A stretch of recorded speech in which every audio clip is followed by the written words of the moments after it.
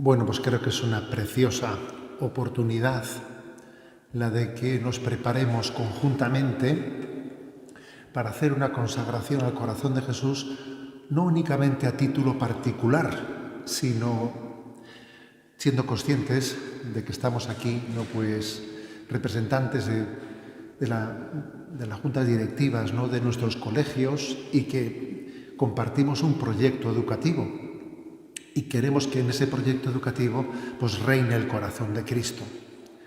Entonces, eso obviamente pues podríamos quizás trasladarlo a que nuestros colegios fuesen consagrados al corazón de Jesús, toda la comunidad educativa, pero eso tiene que ser realizado de una manera en la que poco a poco vayamos haciéndolo y vayamos comenzando por nosotros mismos, porque para que eso sea real tiene que ser conquistado. El reino de Dios se va abriendo paso. La consagración al corazón de Jesús no puede ser un acto formal de quien lee una fórmula, no. Tiene que ser una realidad, la realidad de que Cristo viva en nosotros y viva en ese empeño, en esa encomienda que se nos ha puesto en nuestras manos, ¿no? Bien, voy a hablar de la consagración al corazón de Jesucristo y de su sentido. ¿Qué sentido tiene esa consagración? ¿Qué sentido teológico tiene esa consagración? Y entro directamente en materia, sin perderme por el camino.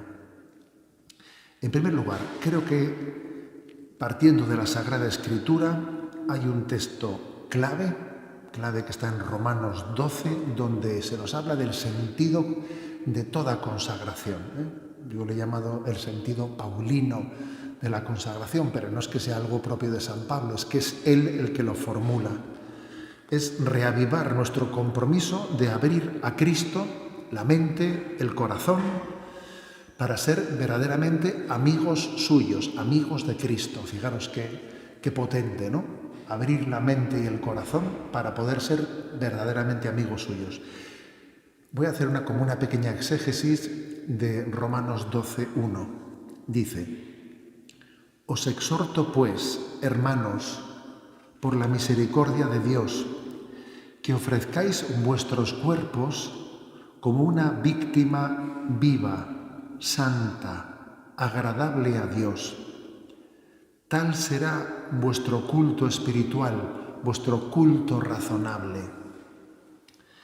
Es un texto que está lleno de referencias a lo que en el mundo judío era el ofrecimiento de las víctimas, ¿no? Voy a volver a leerlo. Os exhorto, pues, hermanos, por la misericordia de Dios, a que ofrezcáis vuestros cuerpos como una víctima viva, santa, agradable a Dios. Tal será vuestro culto espiritual, vuestro culto razonable. Hay una paradoja de la cual Pablo se sirve, que es que mientras que el sacrificio exigía la muerte de la víctima, en el Antiguo Testamento, ¿no?, se ofrecían víctimas que tenían que ser sacrificadas, ¿no? Sin embargo, San Pablo hace referencia a la vida del cristiano. Dice, como víctima viva, no una víctima muerta, sino una víctima viva. Y además, la expresión os exhorto a que presentéis vuestros cuerpos, unido al concepto de sacrificio, asume un matiz cultural, ¿no?, que es dar en oblación. Ofrece tu vida, todo lo que eres, mi memoria, mi entendimiento, mi voluntad, todo mi ser, mi salud, ofrécete. Se refiere, ¿no?, pues a presentarnos nosotros mismos delante de Dios. No ofrezcas algo, sé tú la ofrenda. Por lo demás, ¿no?, la referencia explícita a esa dimensión física del cristiano, ofreced vuestros cuerpos, pues también es una invitación a glorificar a Dios con vuestro cuerpo, que dice 1 Corintios 6:20. Glorificad a Dios con vuestro cuerpo. O sea, desde lo más material de nuestra vida, todos estamos llamados a glorificar a Dios, pues comiendo. Después comeremos juntos, ¿no?, para gloria de Dios. Si esta noche hemos descansado y hemos dormido, para gloria de Dios.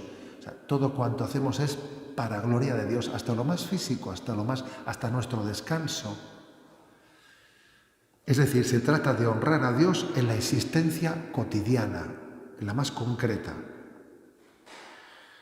Y todavía más, haciendo un poco más exégesis de este versículo, ¿no? La fórmula paulina dice: este es vuestro culto espiritual, es vuestro sacrificio espiritual. Y esto aparece en la Santa Misa. La Santa Misa ha tomado de este versículo de San Pablo esa expresión que dice: bendice y acepta, oh Padre, esta ofrenda, haciéndola espiritual. Y esto todavía más desarrolla la experiencia religiosa que en el Antiguo Testamento está reflejada en el Salmo 49, que dice: si tuviera hambre no te lo diría, pues el orbe y cuanto lo que llena es mío. ¿Comeré yo carne de toros? ¿Beberé sangre de cabritos?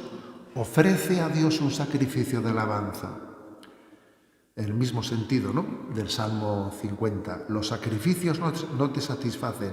Si te ofreciera un holocausto, no lo querrías. Mi sacrificio es un espíritu quebrantado, un corazón quebrantado y humillado, tú no lo desprecias. Es decir, que San Pablo está diciendo: la verdadera víctima, el verdadero ofrecimiento, la verdadera consagración a Dios es la del ofrecimiento de tu propia vida, lo que eres, todo lo que llevas entre manos.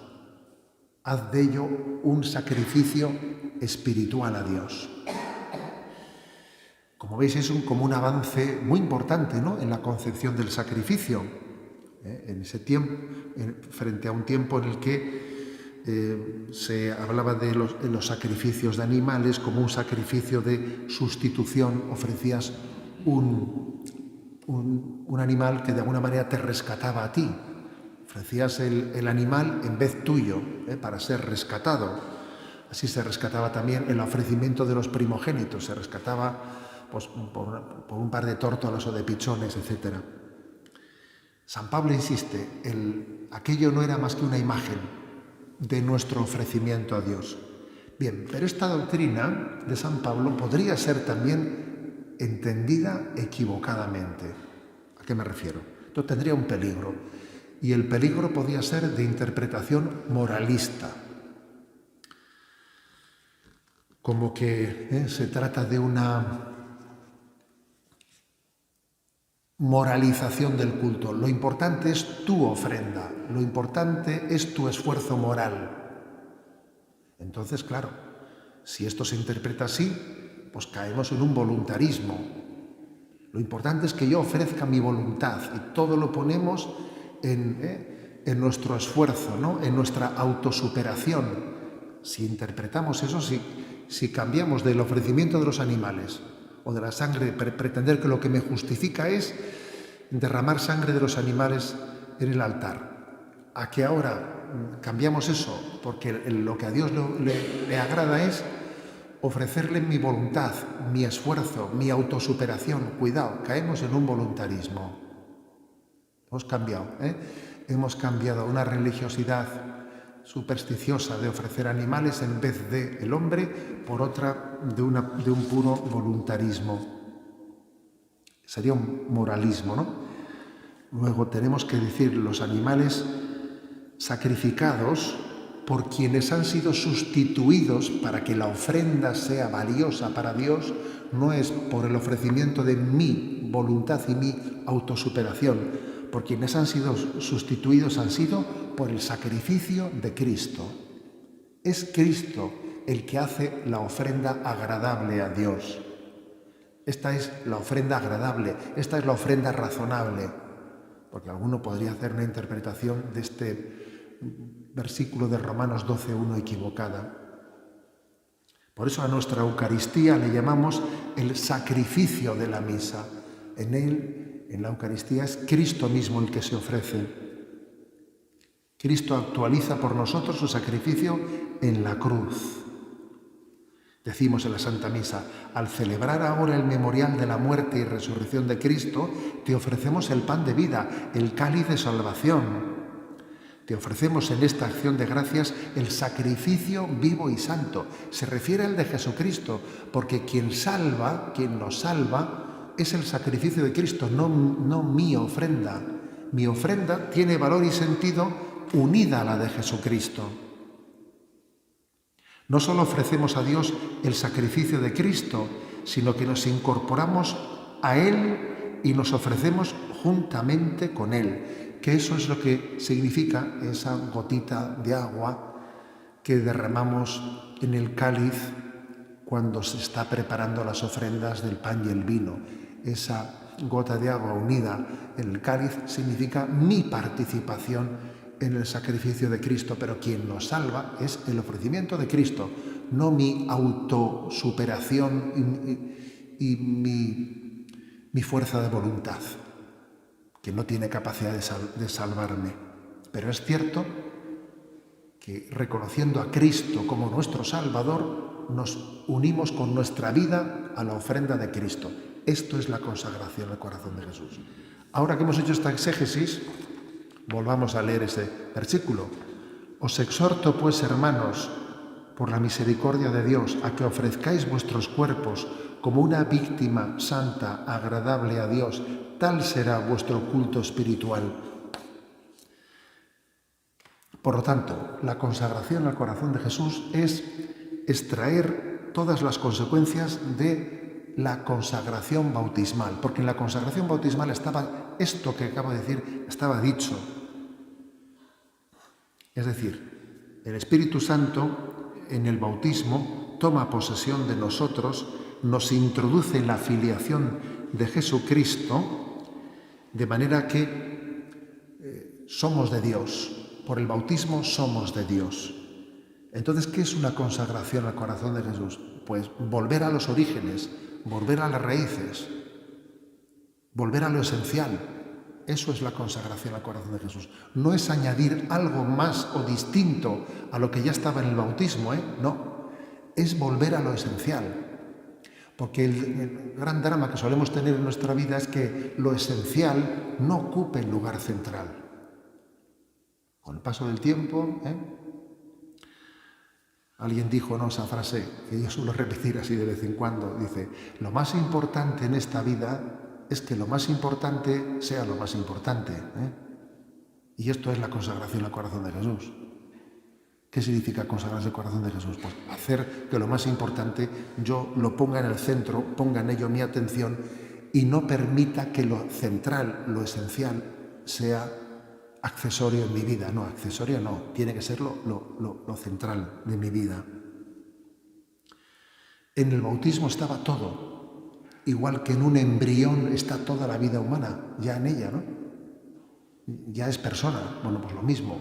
En el bautismo estaba la consagración plena al corazón de Cristo. Al mismo tiempo, la consagración al corazón de Jesús es también poner el acento en la centralidad de Cristo, en la centralidad de Jesucristo. Es caer en cuenta de que tenemos que tener una cosmovisión cristocéntrica. Existen dos cosmovisiones enfrentadas hoy en día, ¿no?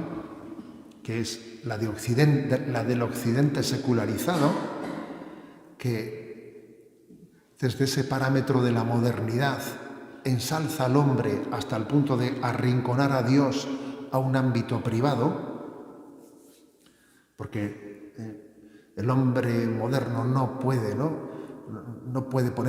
hacer a Dios presente en la vida. Es la imagen de la ensalzar al hombre arrinconando a Dios. Y existe, por otra parte, la cosmovisión antagónica, que es la fundamentalista. Pues el fundamentalismo islámico, también el fundamentalismo hindú, que ensalza la sumisión a Dios hasta el punto de eliminar la libertad del hombre. Eso también es una realidad. Lo estamos viendo, lo hemos visto, ¿no? El riesgo de fundamentalismo. Existe en Europa en este momento un riesgo de que la secularización sea el terreno propicio para que venga el fundamentalismo islámico y ocupe el terreno que el cristianismo deja en la secularización. Entonces, frente a este antagonismo, ¿no? O una visión de la vida sin Dios y otra sin el hombre, la secularización borra a Dios y el fundamentalismo niega la dignidad del hombre, la anula la dignidad del hombre, ¿no? En una sumisión a Dios en la que el hombre pierde su libertad, ¿no? Frente a ese falso antagonismo, el corazón de Cristo, la humanidad de Jesucristo nos está subrayando que Dios y el hombre están plenamente integrados en la encarnación de Jesucristo. Dios es el centro de todo y el hombre es el camino para llegar a Dios, para llegar a la verdad. Es hermoso ver cómo la dimensión cristocéntrica, que está muy subrayada, ¿no?, en la devoción al corazón de Jesús, en la humanidad de Jesucristo, nos subraya que no existe oposición entre poner a Dios en el centro o poner al hombre en el centro, que es más, que el humanismo cristiano es el que dignifica al hombre, le dignifica. Si quitas a Dios, quitas al hombre. Y el hombre es el camino para llegar a Dios y es el camino por el que Dios ha llegado a nosotros en la encarnación. Eso es algo clave, ¿no?, en la espiritualidad del corazón de Cristo. Un paso más. La consagración al corazón de Jesús subraya dos aspectos. La necesidad de que la gracia nos sane y al mismo tiempo también que nos eleve. La consagración es un recordatorio de que hemos sido infieles y de que necesitamos una sanación, de que lo más trágico que nos ha podido pasar en nuestra vida pues es dar la espalda al amor de Dios. Entonces, esta acogida a Dios en la consagración al corazón de Jesús es como un querer recuperar el tiempo perdido, querer cicatrizar las heridas, ¿no?, que en nuestra vida se han abierto pues por no haber sido fieles a Dios. Esto se llama reparar. La reparación es recuperar el tiempo perdido. Amar por el tiempo de mi vida que no he amado. Correr para poder alcanzar el tesoro que nunca no debiera de haber olvidado. O sea que en primer lugar, la consagración al corazón de Jesús quiere tener también un efecto de sanación, la sanación, ¿no? Pero no solo eso, sino que también la gracia tiene un efecto elevante, ¿no? Aunque el efecto ese de sanación es más visible, es importante darnos cuenta de que Dios cada vez nos eleva, o sea, no solo nos perdona el pecado de nuestra vida, sino que cada vez nos introduce en una intimidad superior a Él. Por ejemplo, ¿no?, en la parábola del hijo pródigo, cuando él se acercaba al Padre, él lo que estaba pensando era en sanar, en reparar pues el desastre que había ocurrido, ¿no? Pero lo que no esperaba es que no únicamente fue perdonado, sino que incluso se le restituyó una dignidad de hijo de una manera que antes ni siquiera la había percibido. Se hizo una fiesta por él, que antes no había vivido esa fiesta. Se le pusieron sandalias, la túnica de fiesta. Es decir, que fue elevado a una condición de intimidad con su padre que antes no tenía. La consagración supone estas dos cosas: reparar el tiempo perdido, pedirle a Dios humildemente perdón por haber perdido el tiempo en nuestra vida, pero al mismo tiempo dejar que Dios nos eleve y nos introduzca a una intimidad con Él como nunca habíamos soñado. Un paso más. También la consagración es un acto de plena obediencia, Consagrarse a Dios es decir, aquí me tienes, es para lo que tú quieras, Señor, como tú quieras, cuando tú quieras, es un acto de confianza, de abandono en Él, ¿no? Es caer en cuenta de que lo único que verdaderamente podemos ofrecerle a Dios es un fiat, un fiat, hágase. Es caer en cuenta de que en la batalla de nuestra vida siempre hay una lucha desde el pecado original, ha habido una lucha entre el hágase y el hágame. Hágase y hágame. Y que cuando únicamente hemos pronunciado el hágase la voluntad de Dios es cuando hemos sido verdaderamente felices. Entonces, ¿esto en qué se traduce, no? Cuando nos consagramos al corazón de Jesús, yo me atrevería a decir que hay un triple, o sea, ese abrazar la voluntad de Dios, yo creo que se puede explicar de la siguiente manera, pronunciando un acepto tu voluntad, lo acepto, la abrazo y la ofrezco. Son 3 niveles de esta consagración al corazón de Jesús. Acepto la voluntad de Dios, que no se haga mi voluntad sino la tuya. La acepto. Me fío más de Dios que de mis planes. Lo acepto, sobre todo creo que está dicho al nivel de la fe. Pero no solo lo acepto, porque la palabra lo acepto podría ser, pues, como diciendo, no hay más remedio, trágatelo. Una cosa así, la palabra aceptación podría ser, yo creo que insuficiente, ¿no? No solo lo acepto, lo abrazo, que ya no solo es aceptar por la fe, sino abrazar por el amor. Abrazo la voluntad de Dios, abrazo la cruz, la abrazo. Porque la amo, porque sé que el Señor la ha amado. Si el Señor ha amado la cruz, yo le pido también la gracia de abrazarla, no de arrastrarla, porque hay una diferencia muy grande entre llevar una cruz arrastrada o abrazada. Es muy grande la diferencia. Por eso no solo digo lo acepto, digo lo abrazo. Y no solo eso, sino digo también lo ofrezco. Lo acepto por la fe. Lo abrazo por la caridad y lo ofrezco por la esperanza. Lo ofrezco porque sé que Dios lo va a hacer fecundo, Dios lo fecundará, Dios lo multiplicará. Hago un acto de obediencia a la voluntad de Dios. Eso es consagrarse al corazón de Cristo. Lo acepto, lo abrazo, lo ofrezco. Es sobre todo, y doy un paso más, es sobre todo hacer un acto intenso del amor de Dios, un acto intenso, ¿no? Se habla del acto de contrición, que es un acto perfecto en el que el hombre subraya su amor a Dios sobre todas las cosas, al mismo tiempo que el pleno rechazo de cualquier pecado en su vida, cualquier complacencia con el pecador. Es un acto de contrición, algo así.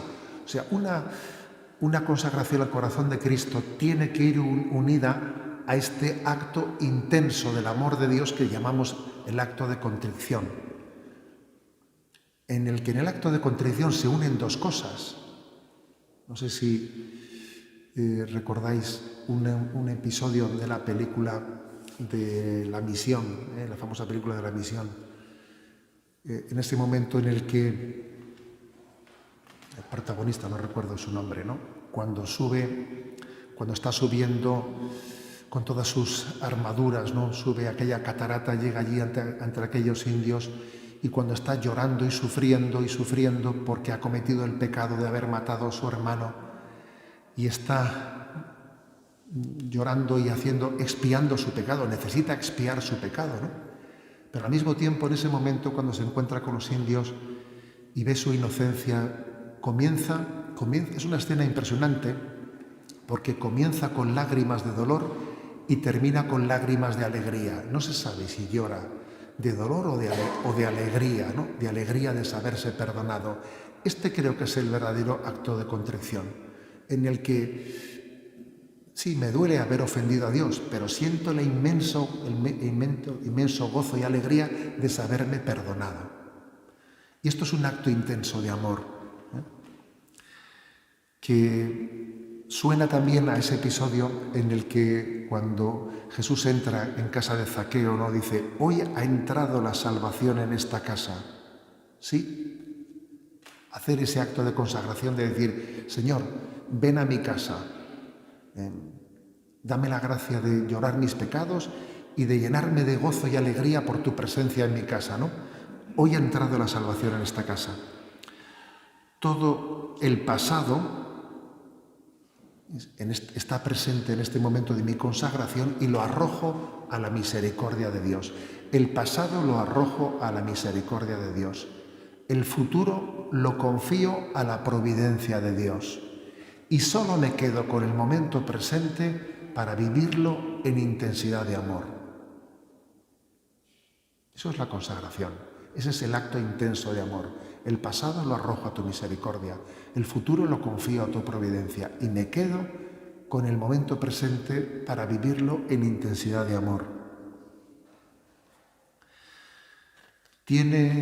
¿Puede tener fuerza el hacer en este momento un acto intenso de amor? Claro que puede tener fuerza. Que se lo pregunten al buen ladrón.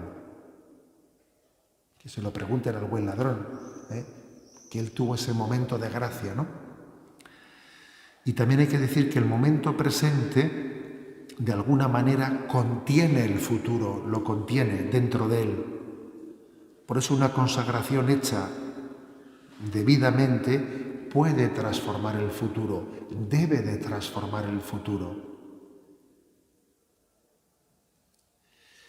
También quiero subrayar una cosa más, que tradicionalmente la consagración al corazón de Cristo se ha realizado no meramente a título individual, me consagro yo, sino que también se ha subrayado la consagración de la familia, la consagración de la institución, incluso la consagración de los pueblos, la consagración de la nación. ¿Por qué esta dimensión comunitaria, no? Por ejemplo, la consagración de un proyecto educativo. ¿Por qué? Pero a ver, nuestra relación con Dios no es individual, ¿o qué? ¿Cómo yo puedo pretender, ¿no? Que la consagración sea del conjunto de una obra educativa, de un colegio, de una nación, de un pueblo?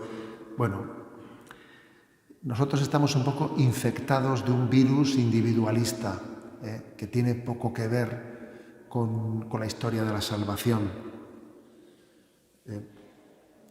Cada vez que nos presentamos ante Dios y le decimos ¿qué hay de lo mío?, yo creo que Él nos responde diciendo, ¿y dónde está tu hermano? Porque nosotros tenemos esa tendencia, ¿no?, a preguntar ¿qué hay de lo mío? Y Él nos pregunta por nuestros hermanos. Hay una corresponsabilidad con lo que ocurre en el mundo, una corresponsabilidad, un caer en cuenta de que Dios nos ha entrelazado nuestras historias, pues formando parte de un mismo pueblo, de una misma cultura, no digamos nada de una misma familia, de un mismo proyecto, ¿no? Entonces, con respecto a ese falso planteamiento individualista, hay que decir que nosotros estamos entrelazados, existe una comunión, la comunión de los santos, ¿no? Estamos entrelazados, nuestra vida está entretejida entre nosotros. Y en nuestra concepción cristiana, la revolución que cambia el mundo comienza desde tu cambio interior y cambia el mundo. Digamos que la visión cristiana es centrífuga, no es centrípeta, es centrífuga. Cambia tu corazón para que el mundo vaya cambiando. Las falsas revoluciones, por el contrario, son las que comienzan imponiendo un cambio de estructuras, pensando que de esa manera el hombre cambiará. Sin embargo, la Iglesia lo que plantea es una consagración al corazón de Cristo que venga de abajo arriba. Tu paso de conversión dará el paso de conversión de tu familia. Fijaros, como ya en el propio Hechos de los Apóstoles dice, se bautizó él con su familia. Es curioso eso.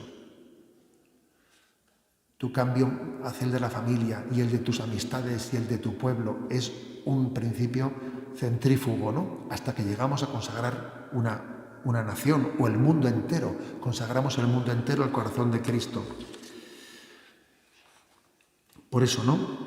esa consagración al corazón de Jesús hecha, ¿no?, desde los lazos y los vínculos que nos unen, es también la promesa de que Jesús habló en primera persona del plural cuando dijo: arrancaré de vosotros el corazón de piedra y os daré un corazón de carne, ¿no? Añadimos a esto nuestro convencimiento de que la sociedad, el conjunto de la sociedad, necesita de Cristo para alcanzar la justicia y la felicidad. No solo cada uno de nosotros a título individual, también la sociedad necesita de Jesucristo.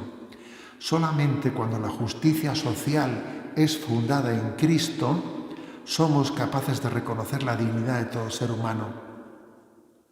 La historia está demostrando que necesitamos de Cristo para reconocer la ley natural. Sin Cristo no conocemos la ley natural. A los hechos nos remitimos, ¿no?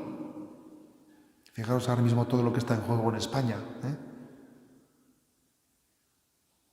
Es que es curioso, pero cuando quitamos a Jesucristo del centro, quitamos al hombre, quitamos el sentido común, quitamos la ley natural, ¿eh? Aquella famosa expresión de Chesterton, ¿no? Quitad lo sobrenatural y no os vais a encontrar con lo natural, sino con lo antinatural. Lo estamos viendo. Por eso creemos también que la consagración al corazón de Cristo tiene que tener una dimensión social. Y existe una doctrina católica sobre el reinado social del corazón de Cristo, el reinado social. Lo tenéis en los puntos 2105, 2106 y 2107 del Catecismo de la Iglesia Católica. Sabiendo que hay una dimensión social en la que Cristo también debe reinar para que el hombre sea feliz, lo cual no quita que tengamos muy claro pues que nosotros respetamos siempre el principio de libertad religiosa, el principio de libertad de conciencia y el principio de libertad religiosa, que por cierto, esos son los principios que cuando el laicismo ha arrinconado a la religión, ¿no?, del ámbito público, la práctica demuestra que el principio de libertad de conciencia no se respeta habiendo quitado a Cristo del centro de nuestra cosmovisión.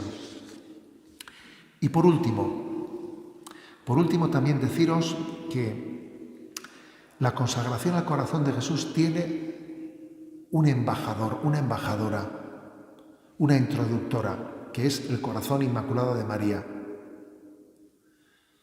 La consagración al corazón de Jesús por el inmaculado corazón de María es algo que está también configurando, ¿no?, la espiritualidad de la historia del corazón de Jesús.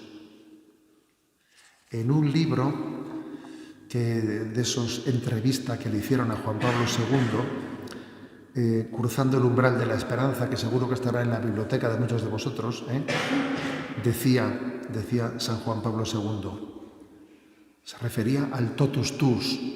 El totus tuus del lema episcopal de San Juan Pablo II era todo de María. Claro que puede parecer una contradicción, ¿no? Soy totalmente tuyo, María, como tú eres totalmente de Cristo, ¿no? Es recurrir a la mediación maternal para que la consagración a Cristo tenga quien me introduzca en ella, ¿no? Porque sé que soy algo así como cuando íbamos a confesarnos en la primera comunión, que primero nos habíamos confesado con nuestra madre antes de con el cura, ¿eh? Habíamos hecho el ensayo de la confesión y vamos, nuestra madre solamente le había faltado dar la absolución, ibas ante el cura y vamos, le podía decir que se lo cuente mi madre, que tú ya te habías confesado con ella. Pues yo creo que, siguiendo el ejemplo, ese totus tuus María es como decir, yo quiero amar a Cristo como le ama María. Quiero amarle con un corazón indiviso, pero claro, que el corazón sea indiviso son palabras mayores, ¿eh? ¿Dónde hay un corazón indiviso? En María. María se ha consagrado a Cristo con un corazón indiviso. Es la consagración perfecta. Entonces, en la mente de San Luis María Grignon de Montfort, María es como el molde en el que nuestros corazones, es como cuando echas la escayola en un molde, ¿no? Es el molde para que tu corazón sea indiviso y así te consagres al corazón de Cristo. Es muy hermosa. Dice el Papa, esta fórmula no tiene solamente un carácter piadoso, no es simplemente expresión de devoción, es algo más, dice Juan Pablo II.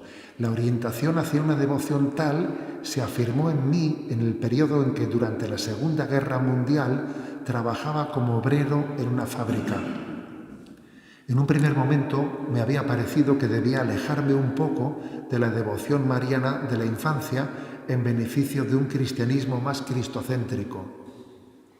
Gracias a San Luis María Grignon de Montfort comprendí que la verdadera devoción a la Madre de Dios es, sin embargo, cristocéntrica, que está profundamente radicada en los misterios de la Trinidad y de la Encarnación y de la Redención.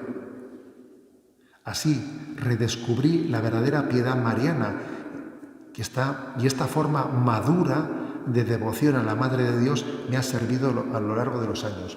Supongo que conocéis la anécdota de que en una rueda de prensa, en un viaje de estos internacionales de San Juan Pablo II, un periodista, a costa de lo del lema de totus tus, le preguntó a Juan Pablo II, ¿por qué es usted tan mariano? Y entonces él respondió, por motivos cristocéntricos. dijo él, es una respuesta buenísima. ¿Por qué es usted tan mariano? Por motivos cristocéntricos. ¿Qué quiere decir con eso? Que la devoción mariana, la consagración a Cristo por medio del corazón inmaculado de María, es tener muy claro que es recurrir a ella para que eduque a mi corazón, para que sea indiviso y mi ofrecimiento, ¿no?, a Jesucristo tenga ese cuidado maternal para que la ofrenda sea plena y verdadera. Bueno, en definitiva, que la consagración al corazón de Cristo no es sino volver a la esencia, volver a la fundamental, volver al bautismo. Es decir, mi corazón tiene dueño. Mi corazón tiene dueño. Mi corazón es de Jesús. Igual que el corazón de Cristo es del Padre. Como el corazón de Cristo es del Padre, como el corazón de María es del corazón de Jesús, así mi corazón tiene dueño. Y mi corazón es de Cristo. Esto yo creo que una cosa es decirlo teóricamente y otra cosa es pedir la gracia de revivirlo existencialmente, ¿no? Que sea verdad, que sea vida, que disfrutemos con ello. Yo creo que una manera, uno puede decir, bueno, pero ¿cómo se puede un poco, cómo se puede estar seguro de que esto es verdad en mi vida y no es una bonita teoría? Bueno, pues yo creo que algo que lo autentifica es si yo gozo de ello, si es mi gozo, si es mi alegría. Si para mí esa condición de ser de Dios, de ser de Jesús, de disfrutar de la filiación divina, es algo que en ello tengo mi gozo, o si quizás mis gozos y mis alegrías, ¿sabes?, pues están, yo qué sé, ¿no?, en cuestiones banales, ¿no? Por eso yo creo que ahora, en este contexto, pidiendo el don del Espíritu Santo en Pentecostés, preparándonos para la consagración al corazón de Jesús, yo creo que es el momento clave, ¿no?, para renovar nuestra consagración al corazón de Cristo y disfrutarlo, y disfrutar de esa condición de ser suyos, ¿no? Nuestro corazón no es de quien lo rompe, nuestro corazón es de quien lo repara. Nuestro corazón es de aquel que tiene una amistad personal con nosotros, que es Cristo. Gloria al Padre, al Hijo y al Espíritu Santo, como era en el principio, ahora y siempre, por los siglos de los siglos. Amén.